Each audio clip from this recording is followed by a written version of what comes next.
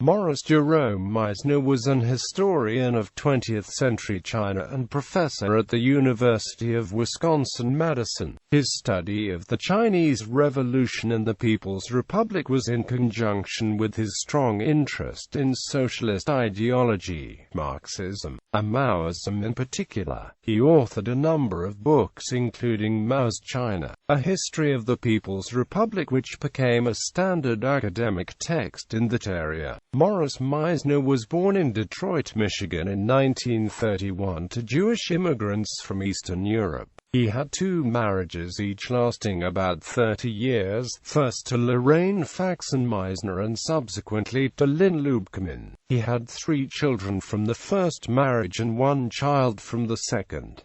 He died at his home in Madison, Wisconsin in 2012. Early years. Meisner grew up in Detroit during the austere years of the Great Depression and World War II. But by the time he reached adulthood during the post-war boom, Detroit was a thriving center of culture as well as industry. He remained in Detroit, enrolling at Wayne State University. An outstanding student, Meisner was admitted to a graduate program there after only 2 years of college. However, this was also the beginning of the Cold War and the Red Scare in the U.S., having serious repercussions on the personal lives of Maurice Meisner and his wife Lorraine. As part of the McCarthy-era investigations, Lorraine was subpoenaed before the House Un-American Activities Committee in 1952 in relation to her attendance at the World Festival of Youth and Students held in East Berlin the previous year. Like most witnesses called before hearings of HUAC of the Senate Internal Security Subcommittee, Lorraine Meisner refused to testify to the body. Although this assertion of her Fifth Amendment rights had no direct legal consequences, David Henry, president of Wayne State University where she was also a student, saw fit to expel her from the university. Although seen as an unusually harsh move even at the time, other schools were reluctant to admit a student dismissed under such circumstances. The Meisners moved to Chicago after they had been accepted to study at the University of Chicago, where they both would eventually receive doctorates. Maurice Meisner undertook to study Chinese history at a time when this would be considered an obscure choice, but where the emerging significance of China might be discerned in the wake of the 1949 revolution and role of China in the Korean War. This included studying the Chinese language to do research and travel in order to collaborate with the rather few China scholars of the time. Meisner's doctoral dissertation was prepared under the Sovietologist Leonard Heimson and developed in further year of research at the East Asian Research Center at Harvard. It was later published by Harvard University Press.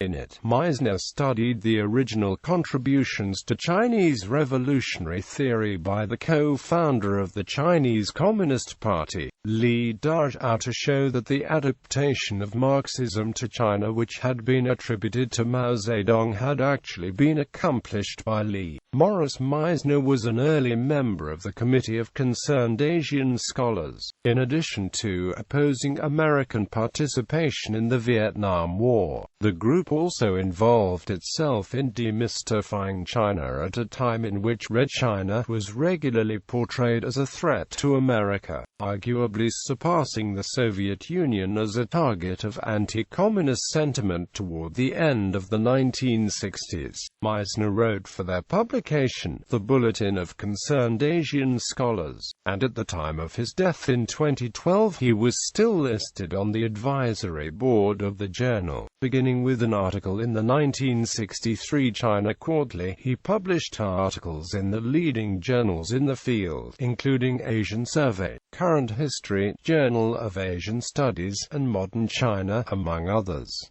Main career. Meisner earned MA and Ph.D. degrees at the University of Chicago and was awarded fellowships at Harvard University and the Center for Advanced Study in the Behavioral Sciences. In 1968 he left his first faculty position at the University of Virginia to accept a professorship at the University of Wisconsin-Madison, where he would remain for the rest of his career.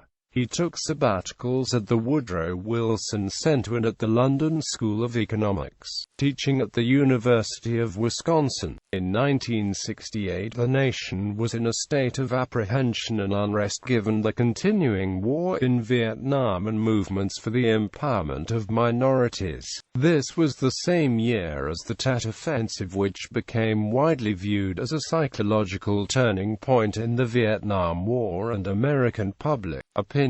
The assassination of Martin Luther King in its aftermath, anti-war protests and police violence at the Democratic National Convention in Chicago, and election of Richard Nixon as president. Protest activity on and off the university campuses was reaching a crescendo, and Madison happened to be one of the most affected campuses, bolstered by its large student body which in large part came from outside of Wisconsin. Highlights included militant protests against Dow Chemical, which produced the napalm used in Vietnam, demonstrations and student strike demanding a black studies department at the university, a campus-wide strike by graduate assistants, the nationwide student strike following the 1970 U.S. invasion of Cambodia, and the 1970 bombing of the Army Math Research Center, also in protest of the war. Radical politics was in the air, bringing to the fore radical organizations and ideologies ranging from anarchism to various Marxist currents. Thus Maurice Meisner began teaching the history of the Chinese Revolution not only at the very time when revolutionary politics was being widely explored and debated, but where the specifics of the Chinese Revolution seemed very relevant to many radicalizing youth who were hardly enthralled by the nominally Marxist pro-Soviet Communist Party. The Chinese Communist Party, in contrast, had denounced the Marxism of the Soviet Union as revisionist, and Maoist groups were prominent among the more militant factions involved in protest actions and ideological debate. Interest in Meisner's Chinese history course was greatly bolstered by this perception of an international revolutionary pole headquartered in China, along with Meisner's sympathy with the socialist goals underlying the Chinese Revolution. Thus the one-time niche field of Chinese history gave way to a wider politically motivated audience requiring a large lecture hall. 1968 was during the Cultural Revolution in China, which received much fanfare among Western radicals but about which little was actually known. Many Maoists in the West found inspiration in the role of the Red Guards, just as the English version of Mao's Red Book became widely touted as a revolutionary handbook.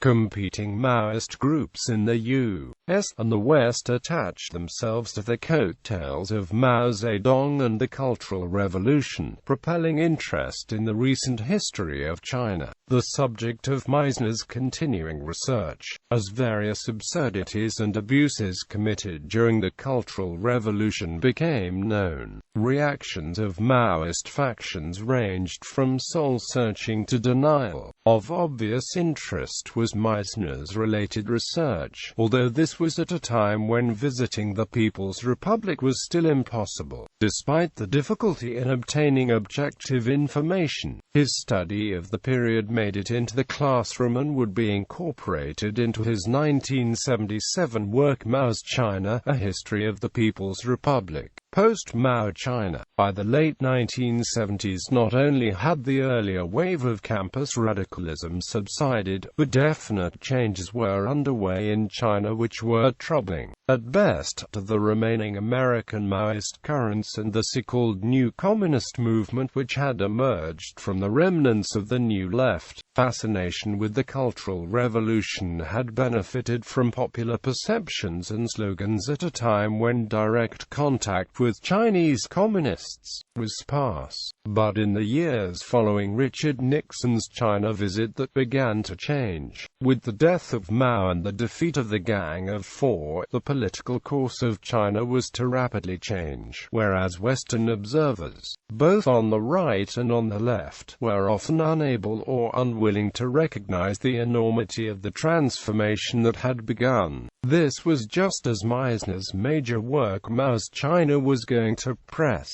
documenting the history and dynamics of the Chinese Revolution up to that point. A subsequent edition of the book, published in 1985, included additional chapters addressing the aftermath of the power struggle, but which still saw the market reforms instituted by Deng Xiaoping as a tactical turn in the development of socialism. Following some years of China's accelerating economic and political evolution, however, Meisner's assessment of the entire period became more sober as he traced the rise of what he termed bureaucratic capitalism, albeit under the official banner of building socialism with Chinese characteristics. Indeed, he saw the economic transformations underway as having set the stage for the democracy movement of 1989.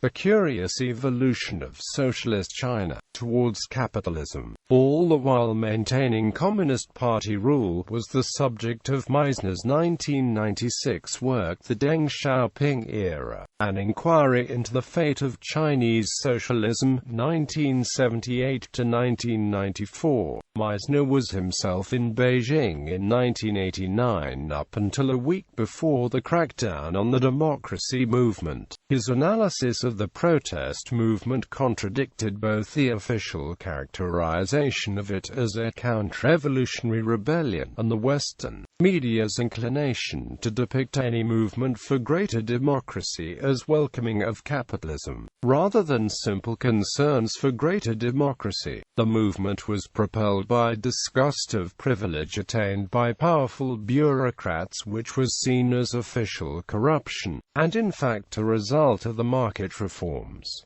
Meisner writes, corruption now conveyed a moral condemnation of the whole system of bureaucratic privilege and power.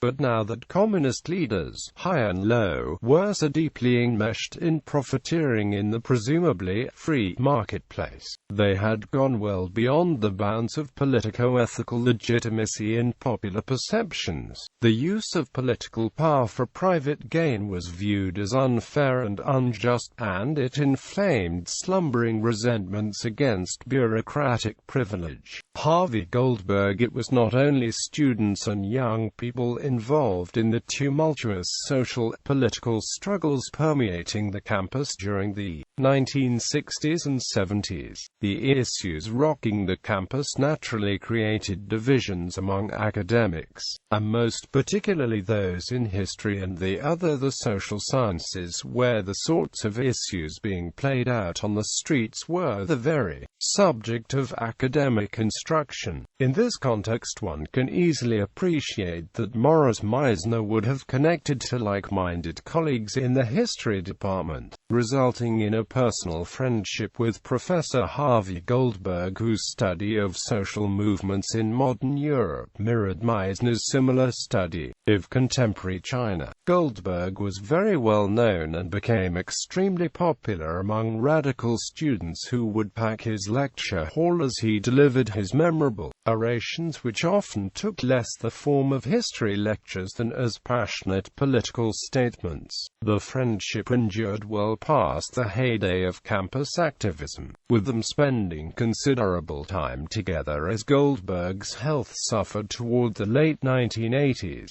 Struck by the death of his friend in 1987, Meisner was instrumental in establishing the Harvey Goldberg Center for the Study of Contemporary History to honor and remember the beloved professor. In the spirit of Harvey Goldberg, the center would go on to sponsor quite a number of speakers, conferences and symposia, especially around issues of social concern. connecting the study of history and society with activism, as well as maintaining an archive of Goldberg's work. Maurice Meisner assumed the title of Harvey Goldberg Professor of History for the remainder of his university career. Towards the end of his life, in 2009, a conference was held in honor of Meisner's distinguished career entitled Reflections on History and Contemporary Change in China Before and After Tiananmen. The 4-day conference, co-sponsored by the Harvey Goldberg Center, included a number of Meisner's former students, now themselves noted scholars of Chinese history. Following that conference, 3 of Meisner's former students undertook to author and edit a book entitled Radicalism, Revolution, and Reform in Modern China, Essays in honor of Maurice Meisner. The authors presented Meisner with an early copy of the book, honoring him in 2011, the year before he died. Major works: Literature and the Origins of Chinese Marxism, Harvard East Asian Series, 27, with Rhodes Murphy, eds. The Mozartian Historian, Essays on the Works of Joseph R. Levinson. ISBN 0520028260. Mao's China, A History of the People's Republic. ISBN 0029208203. Mao's China and After, A History of the People's Republic. ISBN 0684856352. Marxism, Maoism, and Utopianism, 8 essays. ISBN 0299084205. The Deng Xiaoping Era, An Inquiry into the Fate of Chinese Socialism, 1978–1994. ISBN 0809078155. Mao Zedong, A Political and Intellectual Portrait. ISBN 9780745631631,066.